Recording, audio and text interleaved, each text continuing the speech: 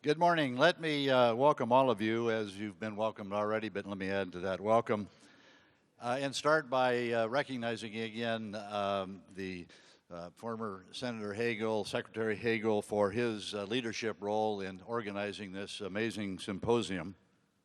Also to Chancellor John Christensen and the sponsors of this event, the Union Pacific Railroad, the Kiewit Company, Gallup, and a grant from the Humanities Nebraska. I'll remind you, you have cards available to formulate questions, which you'll send up here, or people will collect them in the aisles, and we'll save time at the latter part of the program for your questions. The title of this session is The U.S. Military After Vietnam. And our purpose is to discuss how the war affected and changed military training and doctrine. My name is Ken Stinson. I'm honored to be the moderator of this panel. I'm the retired chairman and CEO of the Peter Kiewit Sons Incorporated Company, third largest contractor in North America. I served 2.5 tours in Vietnam with the U.S. Navy Seabees and the Seabee Construction Battalion, supporting Marine and Army efforts in I Corps, the northern part of South Vietnam, during the years 1966 to 1969. We are really privileged to have as our panelists today two distinguished individuals who have served our country at the highest level. Their pedigrees are long, extensive, and amazing, and in the interest of time, though, their introduction will be very abbreviated compared to their long list of accomplishments. Let me start with former Secretary of Defense Chuck Hagel. As I assume you know, is a native Nebraskan who graduated from the University of Nebraska at Omaha in 1971. He is a maverick through and through. If you've followed his career, you know that. Prior to attending UNO, Chuck served alongside his brother Tom as an Army infantry squad leader in Vietnam in 1967 and 68. Chuck was awarded 2 Purple Hearts and Tom 3 during their tour of duty. And we're honored to have Tom join with us here for this event, and I think Tom's in the audience. I haven't spotted him, but Tom, if you're here, would you stand up and be recognized also, please? Okay, well, let's pretend Tom was here and give him a round of applause. Yeah, if he was here, he probably would say, I've heard Chuck before. Never agrees with a damn thing I say. After receiving his degree at UNO, Chuck served as a staffer for Congressman John Y. McAllister for 6 years, and then 2 years as deputy administrator of the Veterans Administration. After this period of service, Chuck put on his private sector hat. He co-founded Vanguard Cellular in 1982, and in 1992 moved to Omaha, or back to Omaha, to become president of McCarthy Group. In 1966, Nebraskans elected Chuck to the U.S. Senate. He was reelected in 2002 with 83% of the vote. That's the largest margin of victory of any Nebraska statewide election in history. In the Senate, Chuck served on many years on the Foreign Relations Committee and the Select Committee on Intelligence. In 2009, after electing not to run for a third term in the Senate, Chuck was appointed by President Obama as co-chair of the President's Intelligence Advisory Board, a very important board which serves as a close advisor to the President on security matters. As you are aware, in 2013, Chuck was appointed the 24th Secretary of Defense, the only Vietnam veteran and the first enlisted combat veteran to serve in that role. Our other panelist is General Martin Dempsey. General Dempsey recently retired after 41 years in military service. Incredible record during that period of time. He commanded a cavalry troop, a tank battalion, cavalry regiment, tank division, the United States Central Command, where he was responsible for securing U.S. interests in the Middle East and South Asia. And he served in both Operation Desert Storm and Iraqi Freedom, accumulating 42 months in-country combat. General Dempsey is a 1974 graduate of West Point. He has a master's degree from Duke University, the Army Command and General Staff College, and the National War College.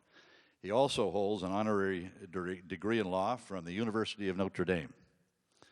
Most recently, he served as Chief of Staff of the United States Army and subsequently as the Chairman of the Joint Chiefs of Staff, where he had the senior officer responsibility in the armed forces and was military advisor to the Secretary of Defense and the President. In 2015, General Dempsey was named one of 100 most influential leaders in the world by Time magazine. I just found out he was recently knighted by the Queen of England too. So it's Sir Martin, I believe. In 2016, and this might be his proudest accomplishment, he was inducted into the Irish American Hall of Fame and also received the Ellis Island Medal of Honor. So we're delighted to have these two distinguished individuals be here for this panel.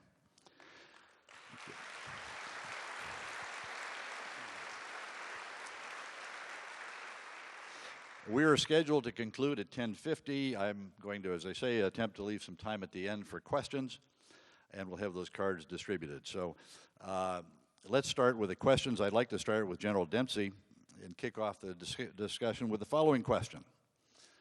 The war in Vietnam has been characterized as a combination of guerrilla war, conventional war, aerial war, riverine warfare. In any event, warfare unlike any previous U.S. conflict in modern times.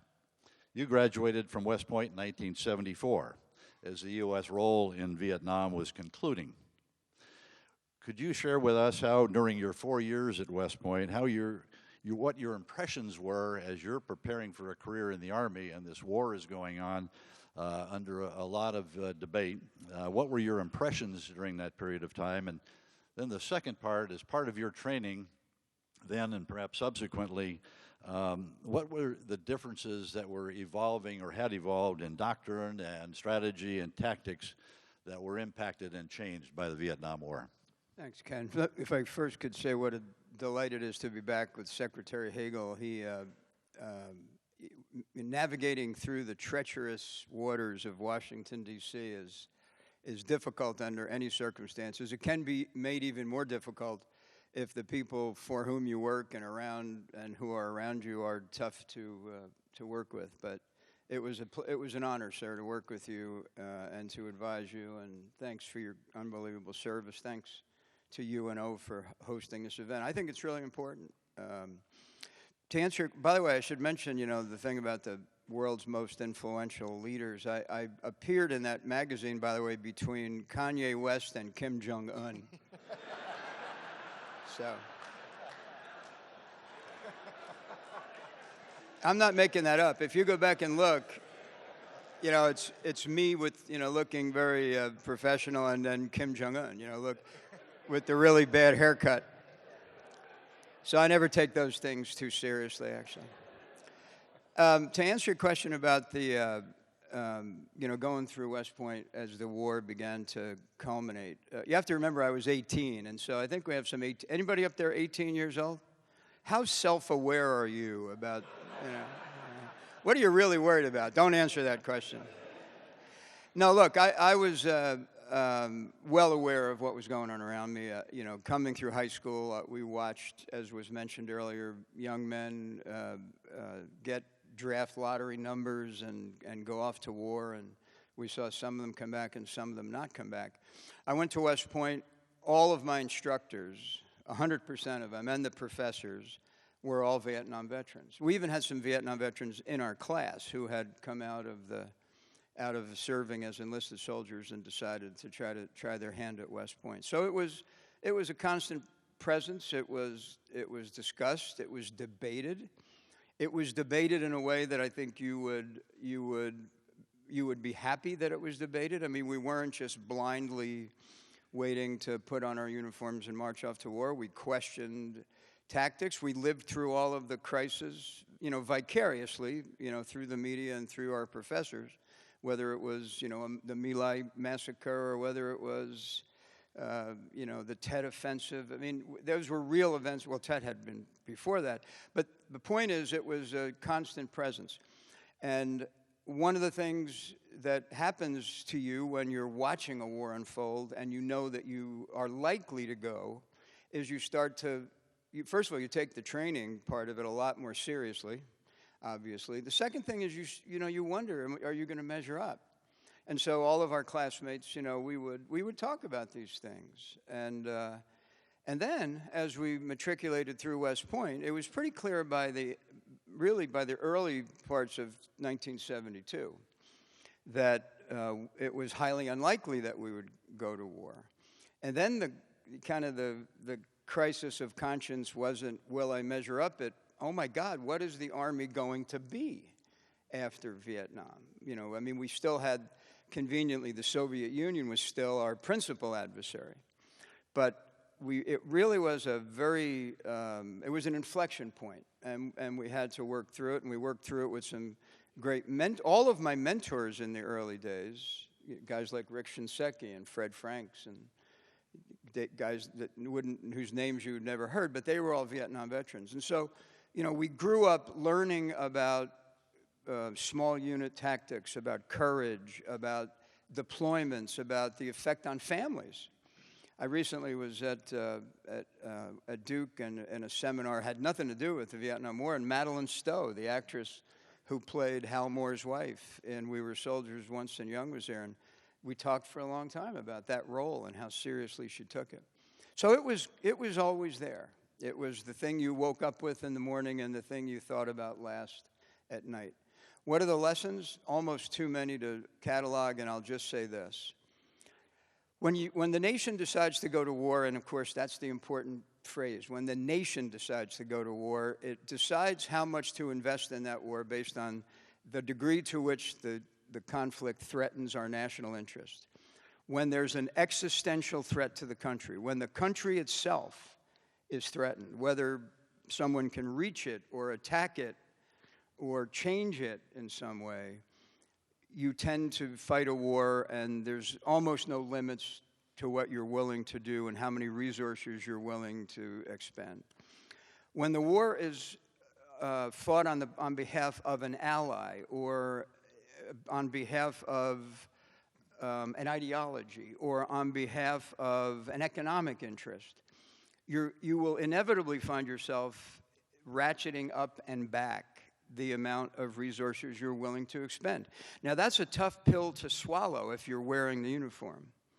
But it's just the way our system is designed. The system prioritizes sometimes. Look, everybody knows this. When the president was elected in 2008, he ran on a platform that said he would spend more time on domestic agendas. He would emphasize foreign policy as opposed to military power, and he would extract us from the Middle East. That's not a surprise to anyone. And then he said about doing that. That was a deliberate decision by an elected official to ratchet back the use of the military instrument of power.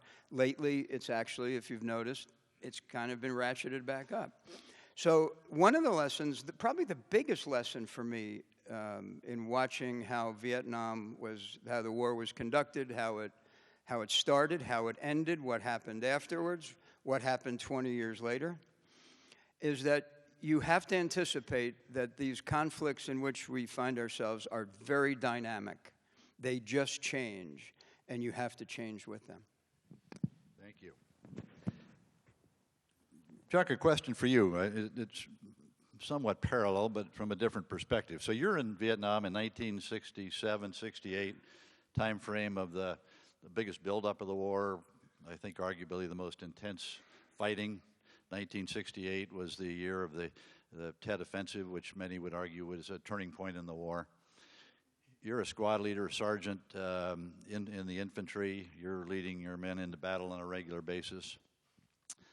What was your perspective of the war in terms of its winnability?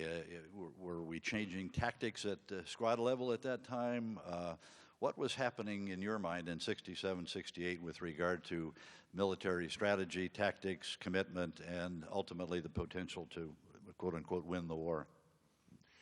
Ken, thank you. And before I answer the question, let me add my thanks to the University of Nebraska at Omaha and its leaders and students and all who have contributed in putting this together today. Ken, thank you for your service. Ken Stinson and I have been good friends for many, many years, and what he's done for our community and our state is rather significant. So to have you up here doing this, Ken, and the service you've given to our country, thank you. To my friend Marty Dempsey, I was very privileged to have an opportunity to be Marty Dempsey's partner when we worked together at the Pentagon, and when I called him about his interest in coming out here to participate in this event, I assured him that it would be more fun than our trips to the Hill. But he just said it was a low bar, so so we had some exhilarating experiences together in testimony before Congress. We didn't actually talk a lot. The committee did the talking.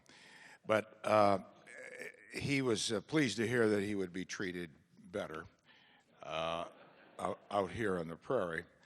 So to all of you, thank you also for taking time, and to the veterans in this audience, in particular the Vietnam veterans, thank you for your service.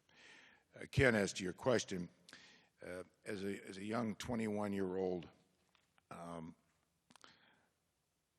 just freshly minted sergeant after 2 months being a private first class because you made rank quickly, as many of you know, unfortunately, in those days, I was not thinking grand geopolitical strategic thoughts. But that said, sometimes the clearest thinking is done at the bottom. And I say that because it is the men and women at the bottom who have to do the fighting and the dying and the suffering. Marty knows this through his time and leadership in wars in Iraq in particular.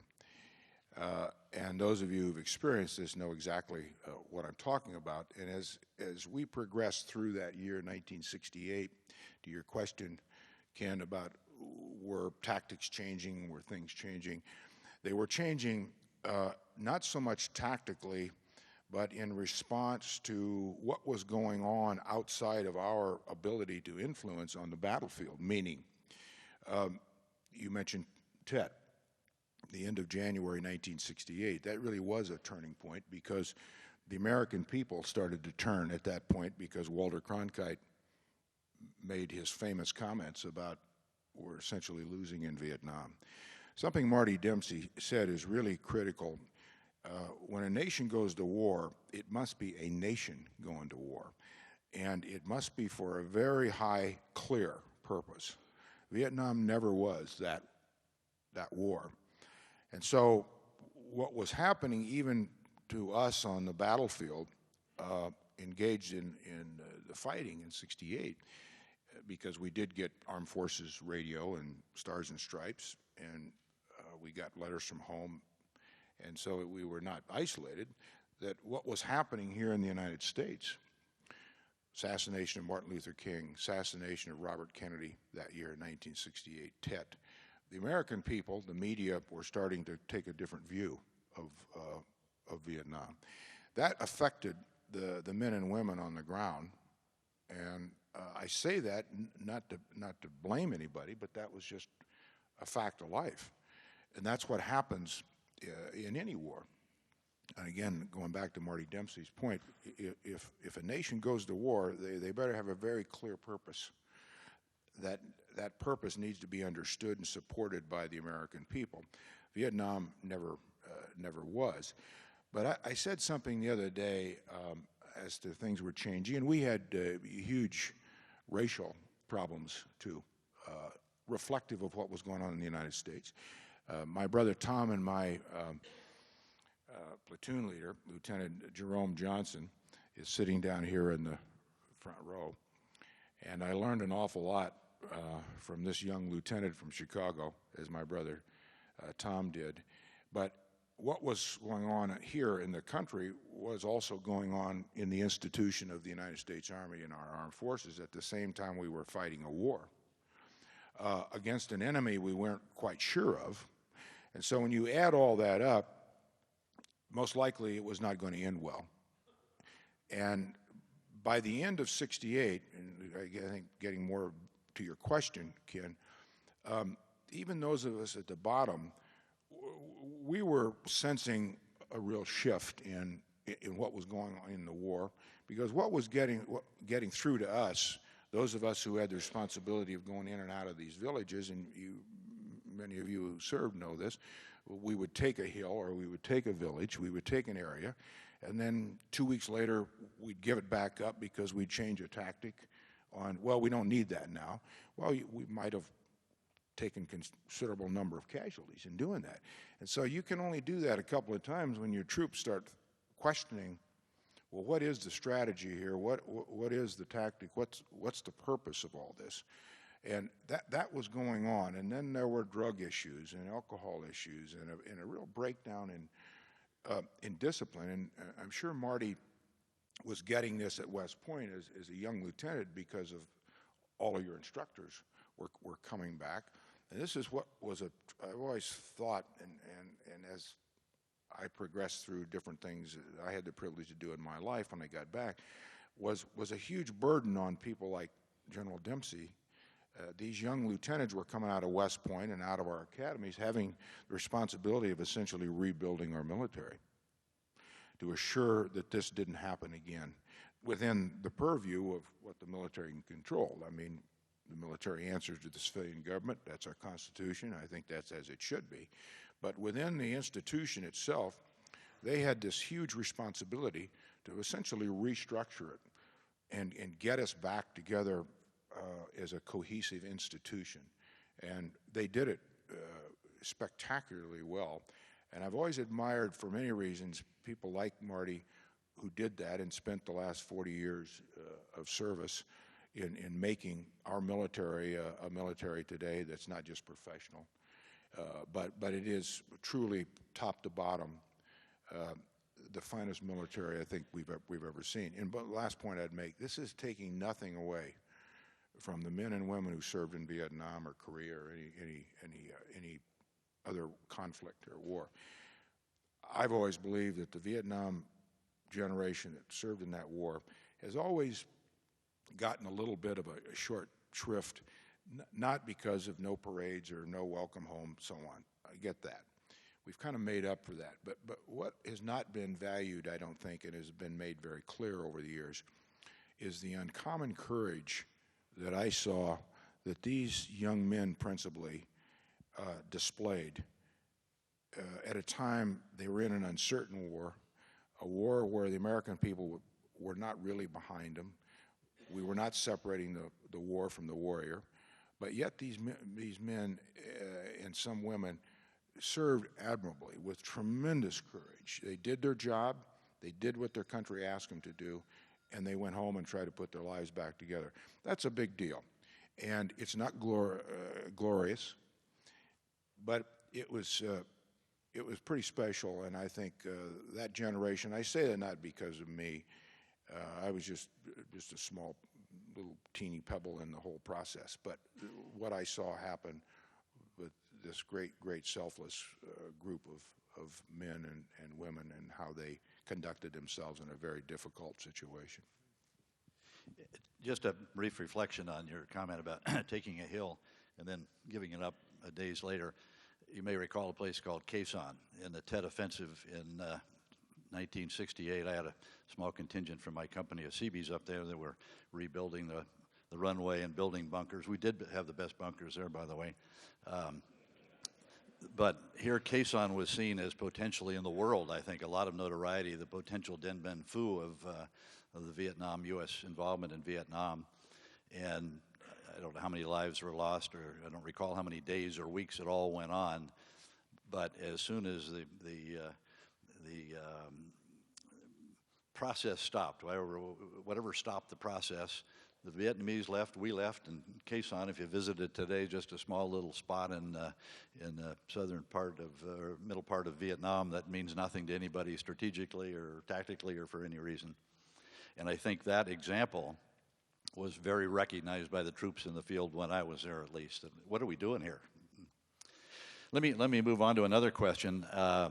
and it relates to what you've been talking about, but World War I, World War II, the Korean War, and Vietnam all relied on the conscription of large numbers of citizens to execute strategy. And I think if you surveyed the veterans from Vietnam that are here today, much higher percentage were conscripted, were drafted than not. And so it really gets to the question, the opposition of the war centered a lot, an important rallying point was opposition to the draft. So how did this opposition influence our military leaders, not so much then, but after that, as they contemplated and strategized U.S. engagement in future military conflicts and whether we could or could not rely on a draft to mobilize large numbers of soldiers? And General Dempsey or Secretary Hagel, I'd throw it to either one of you to.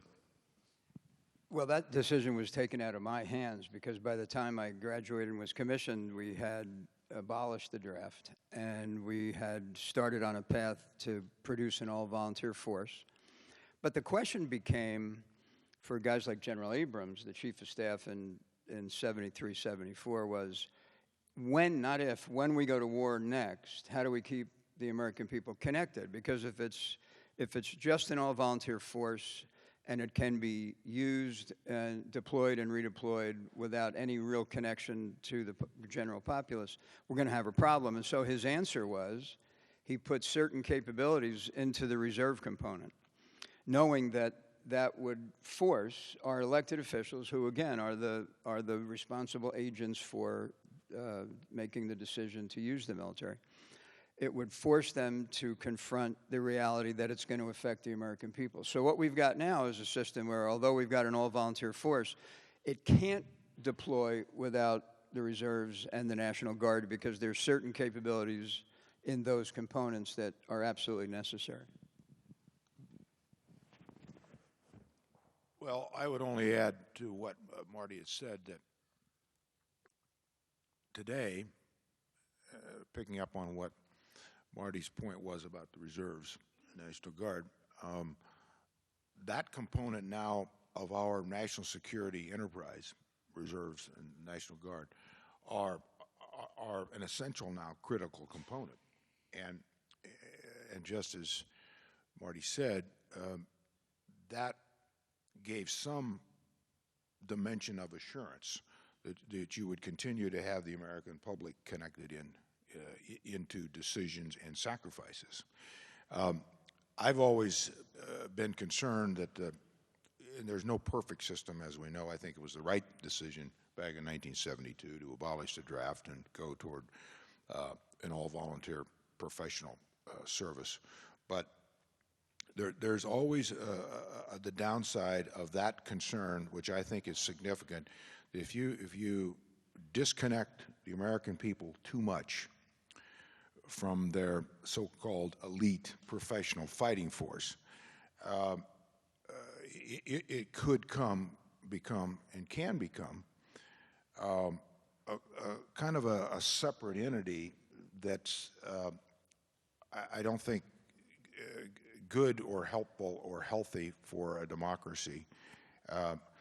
Almost a Hessian kind of a style military, and it's critical that we keep the American people connected into this always, every step of the way. And it's something that I think our political leaders will have to continue to focus on.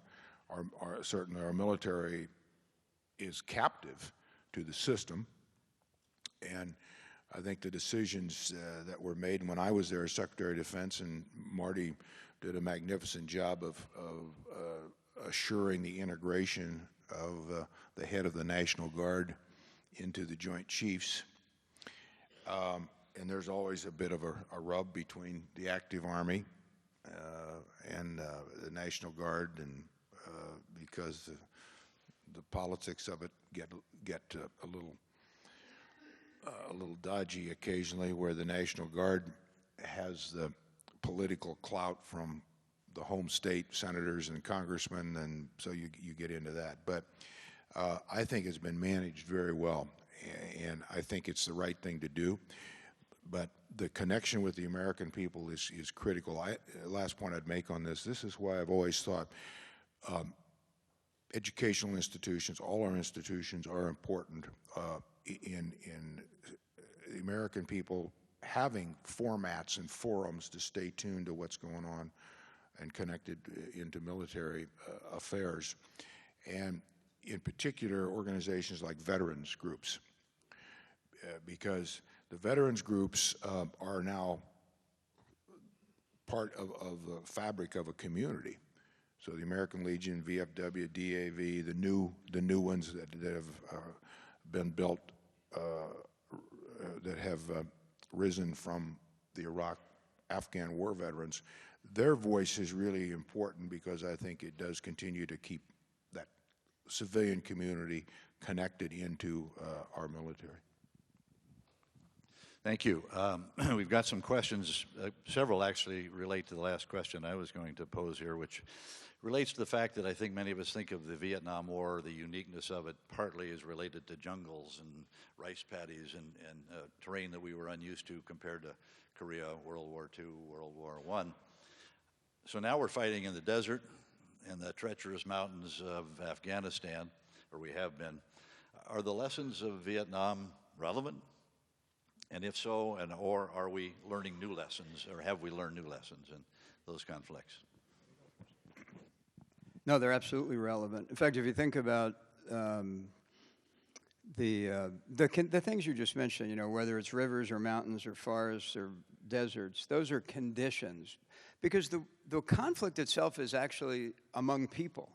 You know, war, the nature of war has not changed since the first caveman decided he wanted the other guy's cave, you know, and went over there with a big old sledge and tried to fight his way in there. It's a contest of wills among people. It's fundamentally a human enterprise. And as a result, the lessons are actually quite applicable. Everything else is a condition that you have to react to. I mean, just for example, a couple of them. You know, in Vietnam, you all worked on an individual replacement system. So the unit's flag stayed there almost the entire time of the conflict, and people rotated in and out. As a result of that, we felt, when we looked at an extended conflict in the Middle East, we felt that individual replacement was difficult because there was constant turnover. You know, every month you might lose 10 to 15 to 20% of your organization. So we deployed units, and the unit would stay there sometimes for 12 months, sometimes for 15 months on occasion, sometimes for 9 months. Now that one has had problems on occasion, you know, so as you said, sir, there's no perfect answer to these things. But the lesson of how do you deploy into, how long can you reasonably expect someone to remain in a combat environment?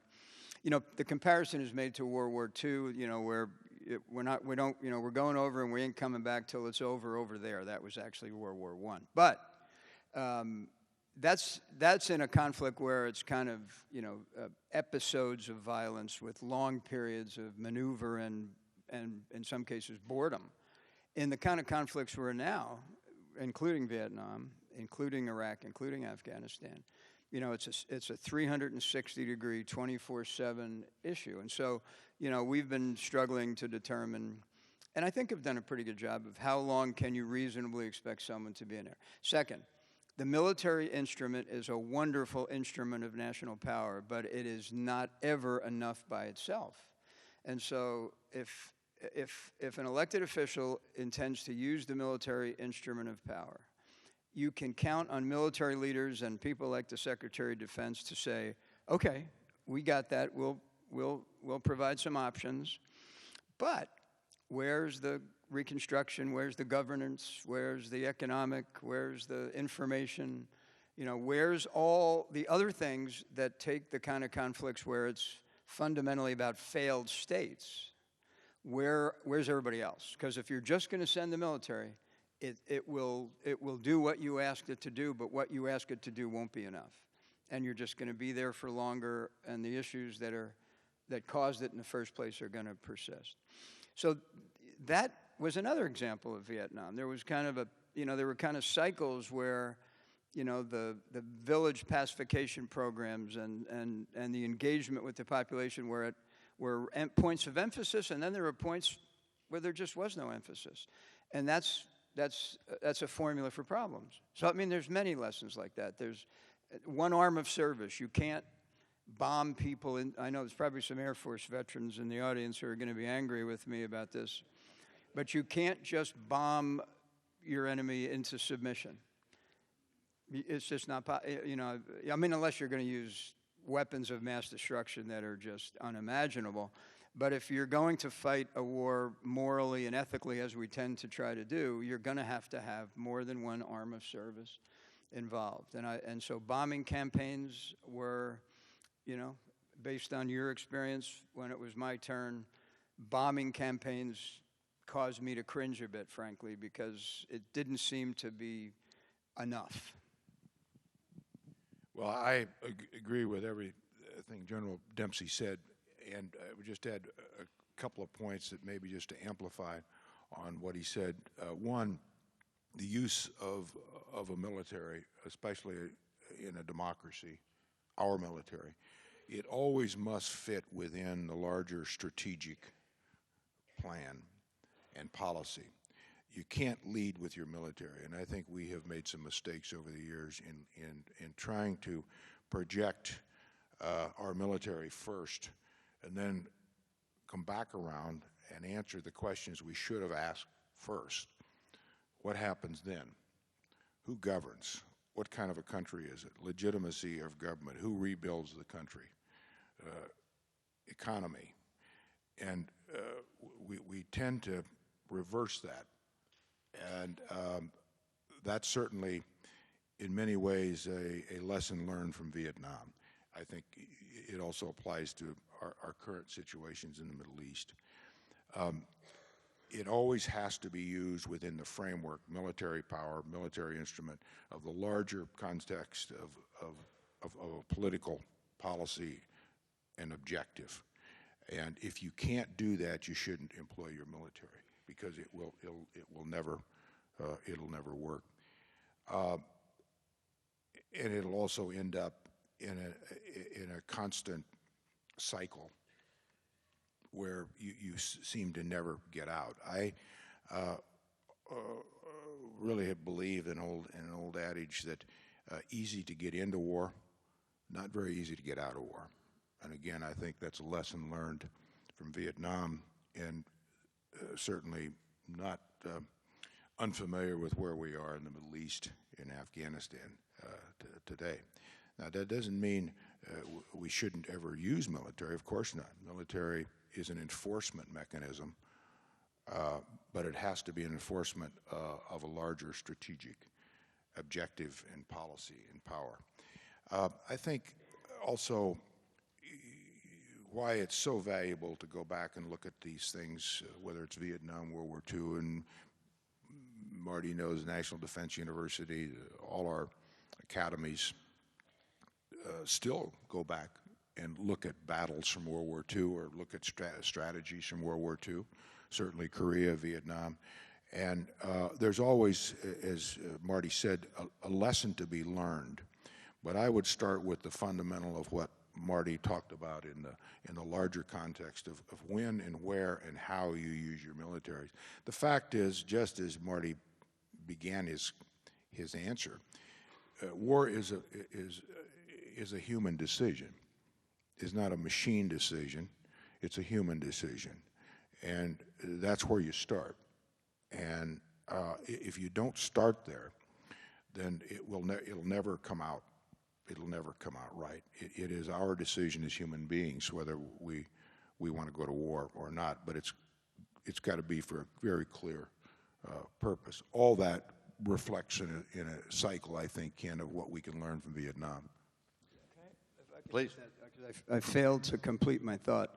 So my assertion is that the nature of war never changes. It's a contest of wills among living and breathing human beings, and therefore you're just never exactly sure where it's going to go. So the nature of war never changes. The character of war does. The tools that we use, you know. I don't think anybody ever used the word cyber in Vietnam, right? But now that's all we talk about in some cases. So the character of war can change, the tools can change, the conditions can change, but the nature doesn't change. And that's a lesson that, really I think deserves to be remembered. Thank you, thank you. This is a bit of it. Thank you all for all the questions. I'm unfortunately probably not going to be able to get to all of them, but I tried to consolidate in my mind a few. This is one that is an interesting question given your two roles historically. The question is, could you please talk about the role of a senior leader in voicing disagreement with policy? Thinking here of Colin Powell disagreeing. Well, the perspective is slightly different from a senior military officer and an appointed senior leader in the government. I know Chuck has managed to piss off 2 presidents, best I can tell, on a very bipartisan way. So let me hand that one over. First with you, we kind of know what Chuck thinks about it, but would you please? Yeah. So you're the chairman of the Joint Chiefs of Staff. You don't agree with, as a hypothetical example, the president's policy or strategy or whatever. Yeah. What obligation or constraint do you have in expressing your views? I never felt any constraint in providing what I characterized as advice. Nor did I ever conclude that the president, or for that matter, the Secretary of Defense, had to take my advice. I think what they counted upon was, they actually, and I found this to be true, they actually wanted my advice, even if at times it made them uncomfortable, or in the case of the president, if it rubbed uncomfortably into something else he was trying to accomplish. So I never felt any constraints about giving advice. And, there is a bit of a delicate balance in giving advice and then consulting with Congress, because I had an obligation to give advice, a statutory obligation to be the advisor to the Secretary, the advisor to the President, and to consult with Congress. And those of you that study our nation know that, or our Constitution know that Article 1, which established the Congress, puts in there the authority to go to war. Article 2, which establishes the executive branch, puts in there the position of the president as commander-in-chief. And the founders did that on purpose, so that these 2 organizations and bodies and branches of government would be in tension on the issue of warfare. And that's a problem for the chairman, because he's got to provide advice on the one hand and consult on the other. And if you ever, are looking for something to do on a rainy day afternoon, go back and YouTube some of our appearances before Congress, because when that friction accrues, it can be pretty testy. I might make a distinction, or you would make the distinction, that advising the president or the Congress in open session or privately is different than going public with your views that might be opposed to the administration. I think we all understand that. Well, Ken, thank you for the compliments. That's what friends are for, Chuck. My career's never been described with 2 presidents exactly like that, but it's clear and direct. Well, first, I've said to President Obama on more than one occasion, and this is one of the responsibilities the Secretary of Defense has in consultation with senior officers, on recommending to the president the next set of leaders, the next chairman, the next chief staff of the Army, Stratcom commander, and so on. And I always took that responsibility very seriously. And I used to say to the president, Mr. President, each one of those jobs requires a different skill set. So you could have a very, very good and effective chief of a service, but the chairman of the Joint Chiefs skill set is a whole different and more complicated set of skills. And don't look at me that way, Marty. It's a compliment. It's all right. So I think I answer the question kind of from my perspective as a political appointee, starting with that, because Marty did that and handled his responsibilities as chairman as well as I think any chairman I've ever seen, and I've worked with all of them since I first started working for Congressman John McCollister back in the early 70s. And it's a tough job for the very reasons that revolve around your question and Marty's answer. Now, for the political appointee, it can get a little uncomfortable because I used to say in the Senate, when I was often vilified by my own party for questioning the war in Iraq, I was called all kinds of names, an un-American and so on. But I used to say, because I didn't support my Republican president on a particular issue, I used to say everybody in this body took an oath of office, as the military does, to the Constitution of the United States. I didn't take an oath of office to a political party. And I tried to make every decision in the Senate, as Secretary of Defense, and every piece of advice I gave the President based on that first. Yes, I have to support the President's policies. I'm an instrument of the administration. And if it gets to a point where you just can't do it anymore, then there'll have to be some other arrangements. But you have to also go up and testify. The military, in some ways, is a bit insulated from this because you're the military. So you march to whatever the commander-in-chief says, whatever the civilian government says. A political appointee who has been pretty much independent as a United States Senator goes up and testifies, maybe on issues, and you have to say things that you don't agree with. And doesn't mean you lie, doesn't mean you deceive, but what you're saying is this is the administration's decision, this is the president's policy, and what members of Congress often will do, and Marty and I were talking about this on the plane yesterday, is the different members of Congress say, no, Mr. Chairman or Secretary, I know what the president's policy is. What do you think? So that puts you in a little different situation. So it's a difficult spot, but you have to just accept that as a reality in order to do your job. But I never ever saw in all the jobs I've had a time when anyone was blocked from giving their advice or tried to be intimidated. Now, in a political job, they come at you a little different way. I mean, that's for a different panel. But overall it works. But you just accept that before you ever take the job. That those are the realities. We have about a minute to go, so this may be a brief answer, but we have a question from a student who I suspect is probably planning her life and her goals and career and so forth. And the question is, both of you are very accomplished people. So what role did the Vietnam War play in what you decided to do in your life? I think your participation, Chuck, and General Dempsey, your engagement from your time at West Point and thereafter. I'll give a very brief answer. I've always felt that each of us in our lives are privileged just to be born here in the United States. Start there.